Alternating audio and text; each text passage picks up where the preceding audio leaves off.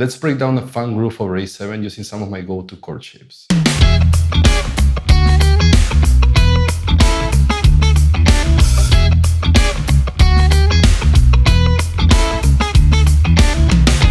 Now I'm going to be mainly playing on the top 3 strings, but first let me show you the chords that I'm going to use. Most of these chords are going to be based on the top 4 strings, apart from one chord that has the root on the 7th fret of the A string. So I'm starting with this E7. I got the root, 5th, flat 7, major 3rd.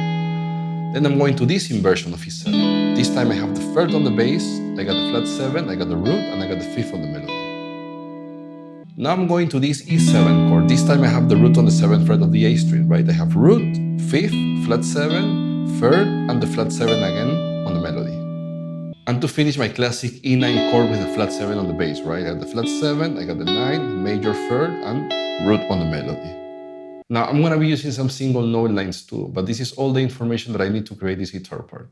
I'll be thinking about these chords, but just playing on the top 3 strings. So to start, I'm thinking about this E9 and this E7 with the bass on the 7th fret of the A string, right? But I'm just going to play the top 3 strings. Now here I have, of course, the 9, I have the 3rd, and I have the root. And here it feels like I'm playing a power chord, right?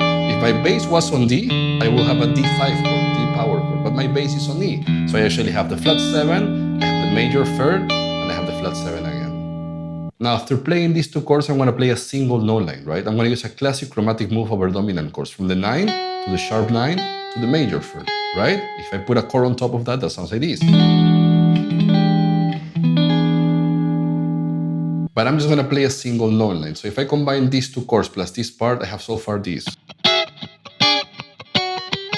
Now for the second bar, I'll be thinking about this E7, right? With the 3rd on the bass and the 5th on the melody. But I'm just playing again the top 3 strings. If I play those top 3 strings over E, I have the flat 7, I have the root, and I have the 5th. Now remember, E7 is the 5th chord in the key of A. I'm going to borrow some triads from the key of A to add even more movement. In this case, the 1 chord A major.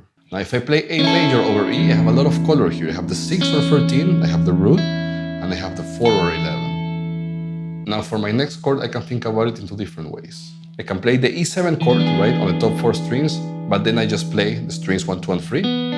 Over E, I have the 5th, the flat 7, and the 3rd.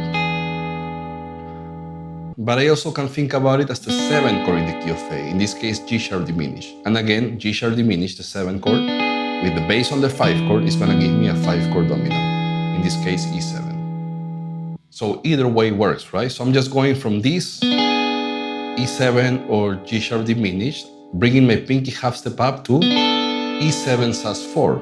And to finish, I'm just going to play a single note line from the flat 7, 3rd fret of the B string to the root.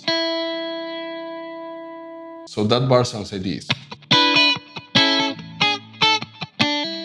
Now there's a second guitar on the back that is playing this.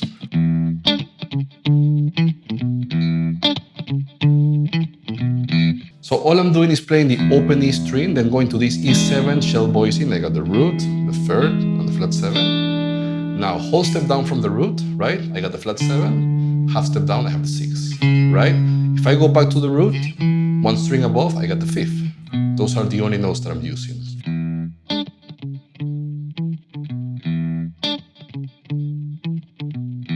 Now if I put all that together, at the end I have this.